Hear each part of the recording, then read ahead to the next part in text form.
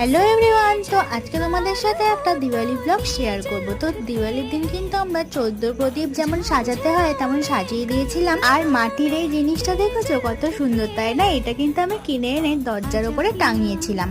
আমার কাছে যেই কটা চুনি বাল্ব ছিল সেইগুলো দিয়ে কিন্তু সারা বাড়িটা খুব সুন্দর করে সাজিয়েছিলাম আর মোমবাতি দিয়েছিলাম উঠোনে। তো তোমাদের বাড়িটা কেমন দেখতে লাগছে অবশ্যই কিন্তু কমেন্ট করে জানি। তো দিওয়ালির এই কটা দিন কিন্তু বাড়িতে লাইট থাকলে খুব ভালো লাগে। আর এই বাটিটায় দেখো আমি কিন্তু জল দিয়ে তারপরে মোমবাতি দিয়ে ফুলের পাপড়ি দিয়ে খুব সুন্দর করে সাজিয়েছিলাম। এইটাও কিন্তু খুব সুন্দর দেখতে লাগছিল। আমি দিওয়ালির দিন কেমন সেজেছিলাম শাড়ি পরে সেইটারও কয়েকটা ছবি কিন্তু আমি তোমাদের সাথে শেয়ার করলাম।